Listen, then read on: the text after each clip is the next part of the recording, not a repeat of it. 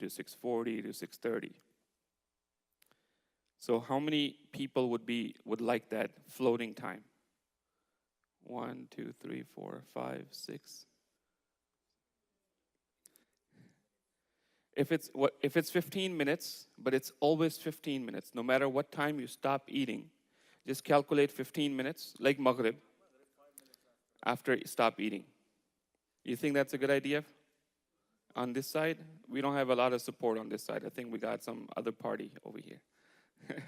Okay. Yeah, this is just, there are different ideas and different things have advantages and disadvantages. Somebody said something? This is not for this year.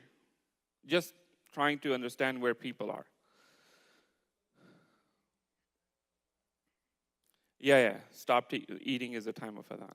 Yes. Yeah.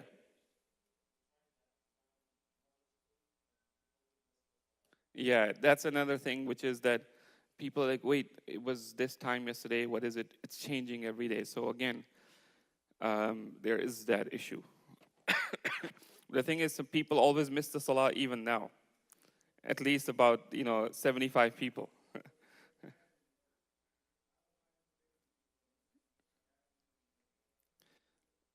It could be the other way around, which is that some people will be late no matter what time you do.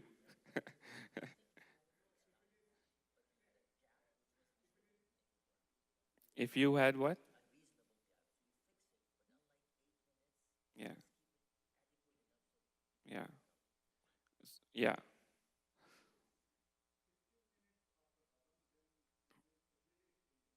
Every day will change. But here's the difference in Ramadan that I don't know about you, but every day I've been looking at the time for the last 30 minutes. While I'm eating, I'm looking at the time because I know when I need to stop eating. So very aware of the time of adhan in the month of Ramadan. Yeah.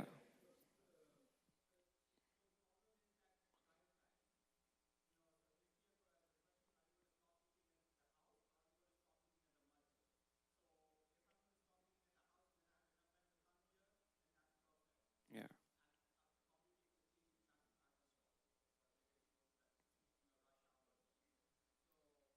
No, the question is not that. The question, right, this year we are aiming for a minimum of 10 minutes. And today we have 20 minutes, right? Some people are still late, mashallah. Okay?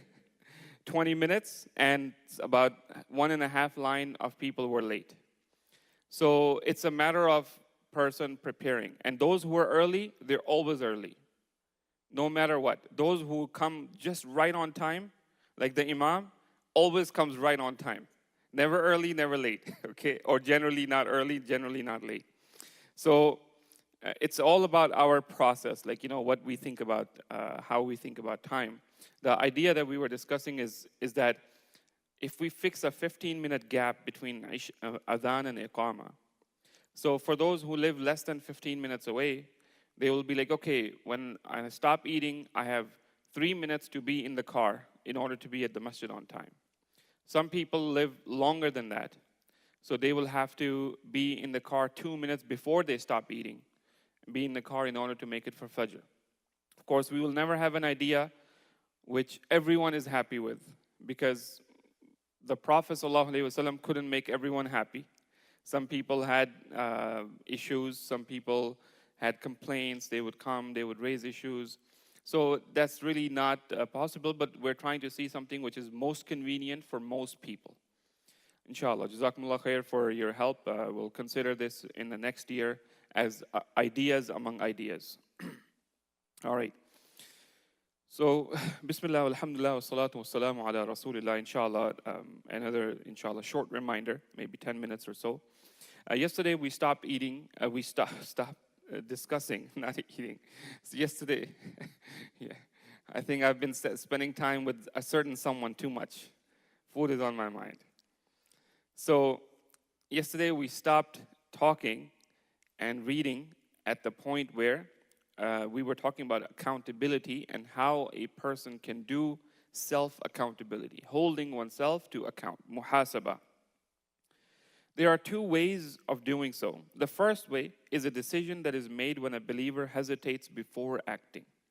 So the first level of muhasaba, or making sure that what we're doing is correct, is done before the action. Think, stop and think. This is the moment of evaluation before intention is formed. He does not proceed until he's sure that it is good and sound. If it is not, then he abandons it. Al-Hasan, rahimahullah, said, may Allah grant mercy to a servant who hesitates at the point of evaluation, and then if he sees that the action is for Allah, he carries on with it. But if he sees that it is for something other than Allah, then he holds back from completing it. So this is a great blessing of Allah subhanahu wa ta'ala, that the person is blessed with this, that before they do something, they're like, okay, am I doing it for Allah? Am I doing the right thing? If not, let me not do it anymore. This has been explained as meaning that when the self first feels like doing something or other, and the servant begins by considering its worth, he first stops and thinks to himself, can I do this? If the answer is no, he will not undertake the action. If it is yes, he will again stop and ask himself, is it better for me to do it than not to do it? So first, should I do it in the first place? Okay, maybe yeah.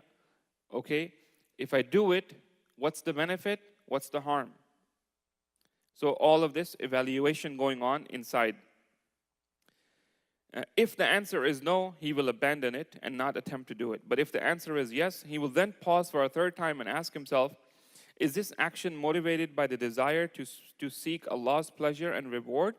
Or is it in order to acquire power, admiration, and money? Then, so think about this. Let's say that somebody wants to run for shura.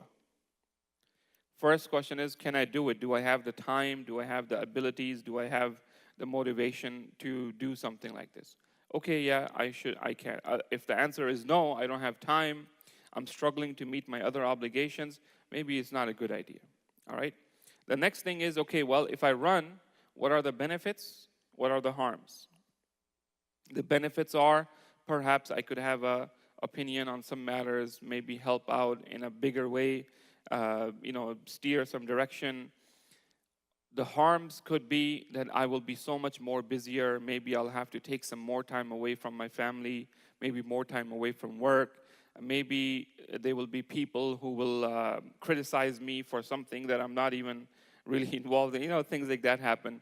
So, the benefit is greater than the harm. Or in this case, let's say the harm is greater than this benefit, then the person says, no, I think I should stop. No, in this case, the benefit is greater. Okay, let's continue. The next question, am I doing it to please Allah? Or am I doing it because, I have some friends who are saying, oh, yeah, you should do it? Or am I doing it because I want to be on stage or something like that? If the answer is for Allah, then yes, go ahead. If the answer is, no, I'm doing it for someone other than Allah, then stop it right here, because instead of it being for you, it might be against you, because you did all of this hard work and then turns out that it was not for Allah subhanahu wa ta'ala. Now this process, if we implemented it in all of our actions, in giving giving our time, in participating in programs, in volunteering, when we pick a job, when we pick a place to live, if we have this process before, we would be pretty good on the straight path. We still could make mistakes, but we would be pretty good. If it is the latter that has prompted the idea of the action, which means to get admiration from people and power, even if it would result in his acquiring those worldly gains which prompted the idea of the action in the first place, for otherwise this would result in itself becoming accustomed to associating others with Allah, right? If you're doing it for other than Allah, then it would be shirk. And if you do one little shirk, action of shirk, then you kind of became accustomed to it. Now the next one is going to be easier to do. And a person might go down the slippery slope of doing that regularly. And it would make acting for the sake of something or someone other than Allah easier for it. And the easier it is to do things for other than Him, the harder it becomes to do things that are intended for Allah's pleasure. If it is the former, that I'm doing it for Allah, that has prompted the idea of the action, he stops yet again and asks himself, will I receive help in doing this? Do I have any companions who will help me and come by my assistance if I need their help in undertaking this action? If he finds that he has no allies to help him, he will hold back from going through with this action. Just as the Prophet ﷺ held back from waging the jihad against the Meccans until he had enough allies and sufficient forces to ensure success. So meaning, everything, the process internally looks good, but do you have enough resources to complete this action? If you don't have it, maybe the idea is a good idea, but it's not the right time for it. Just like the Prophet ﷺ, the Meccans were constantly bothering the Muslims, but the Prophet ﷺ waited 8 years before he went and basically conquered Mecca and finished that whole problem. But until then, he did not have the command from Allah subhanahu wa ta'ala, and on the ground, he did not have the forces to do so. So, if he finds that there is assistance on which he can rely in undertaking the proposed action, then at last he should start doing it, and he will succeed by the will of Allah subhanahu wa ta'ala. Failure can only occur if one of these safeguards is lacking, for when they are all combined together, they guarantee success. These are the 4 steps that a servant needs to take in bringing himself to account before he does anything. The second way is that of bringing the self to account after an action. So a person does all of this review and does the action. Another way could be, or perhaps while he did the first one, he needs to do the second one as well. I think that this is basically about review. I think that in masajid, in order to improve the quality of the programs, ideally, every program that we do, afterwards we should have a written review of it. So when next year comes and we're about to do the same program again, we say, okay, what worked last year and what didn't work? Let's pull out the report, because our memories are weak. So many things happen, we forget. There are so many things that we discuss every year, and we say, it's a great idea, but we don't have enough time left until Ramadan.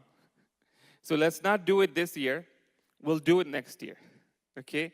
Now, next year will come, and the same thing will happen again. And then the next year will come, and the same thing will happen again. Unless somebody says, okay, you know what? Let's make a system. We can do all our review right now and think it's a good idea. Not enough time to implement this year, but next year, 3 months in advance, we will start this implementation, for example. We do all of these things in business. We do all of these things in other areas of our life, but when it comes to the masajid, we're not able to bring that professionalism, unfortunately, which we need to. There are, I get training from like other organizations, and they have these type of things where they have a project planning tool, which is, if you're going to do a program, before you do the program, don't just have one person just jump into the ocean and start swimming against the current, but rather, before you start the program, you plan out, okay, who's going to do this, who's going to do this, who's in charge, who's responsible for this, what are the resources, getting all access, everything cleared. Then you go and you start the program, and you not only have all of the resources in place, you also have a backup resources in place in order to make sure that the program is successful. What tends to happen is, I'm sure you've seen it, that there's a program that's being done by the same person for years and years. Like, this is this person's project. As long as he's there and alive and healthy, that project is going to happen. When that person is gone, most likely it's going to go away. May Allah subhanahu wa ta'ala protect us. May Allah subhanahu wa ta'ala grant us the tawfiq to bring the higher level of efficiency and planning, so that we can, inshallah, bring Islam to the world in a better, more professional way. So the second way is that of bringing the self to account after an action. And there are 3 categories of this. Okay, from the time, I think that we have to stop here and then we'll continue the second way tomorrow, inshallah. I have to take my kids to school. سبحانك اللهم وبحمدك نشهد أن لا إله إلا أنت نستغفرك ونتوب إليك.